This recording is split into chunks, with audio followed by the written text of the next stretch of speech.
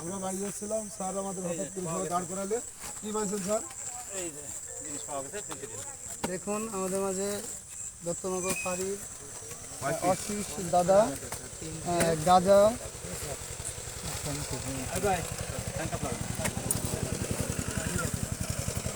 Actually আমরা এখানে কিছু জানি না, আমরা বাজার থেকে বাড়ি যাচ্ছি, একদম রোডের সাইডে আমাদের ক্যাম্প ইনচার্জ অশিস দা সে আমাদেরকে দাঁড় করালো। এখানে দোকানে অনেকেই আসলো, এসে আমরা এখন এই রিক্সাতে দেখতে পাচ্ছি অনেকগুলো সেন্সিটিভ উদ্ধার করছে, 42 বোতল। আমরা এটা নিজেরা সরেজমিনে দেখছি, আমাদের খুব ভালো লাগছে। আর আমরা অশিসদাকে অসংখ্য ধন্যবাদ। আমরা এই যুব সমাজের পক্ষ থেকে এরকম এইভাবে যদি আমার মনে হয় প্রত্যেকটা মহল্লায় মহল্লায় না, প্রত্যেকটা থানা উপজেলা ইউনিয়নে গ্রামে যদি এরকম আমরা এক ঐক্যবদ্ধ থাকি তাহলেই সম্ভব আমরা মাদককে রুখে দিয়া। কি বলো তোমরা? মাদককে রুখে দিতে হলে সবাই আমাদেরকে ঐক্য হতে হবে এবং প্রশাসনের সহায়তা করতে হবে। আর দাদাকে অসংখ্য ধন্যবাদ। এই সন্ধ্যাবেলা গ্রামের সামনে আটক করা হয়েছে ভগতদারি থেকে একজন আপনাদেরকে বলে দেওয়া হবে।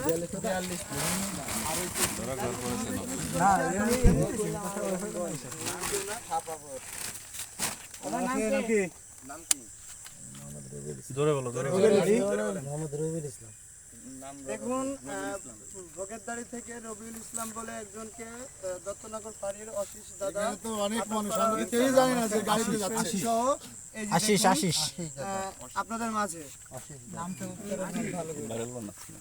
ভিডিওটা সবাই খুব ভালো লাগলে এরকম বহুদিন পর এরকম যদি আমাদের প্রশাসন যদি সহায়তা থাকে আমরা সবসময় আপনাদের পাশে থাকবো দাদা।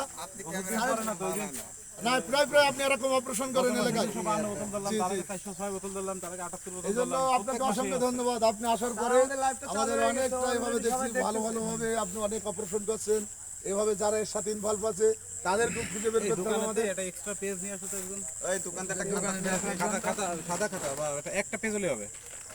সাদা পেপার নিয়ে খাতাটা নিয়ে আসো, খাতাটা নিয়ে গেল।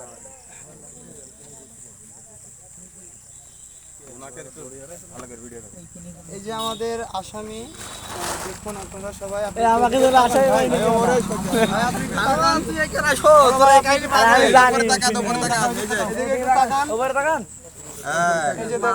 খুব সুন্দর লাগছে।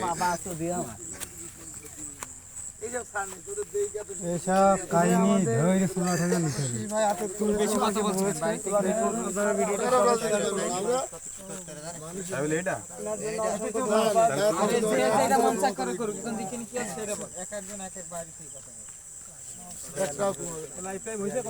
জি স্যার।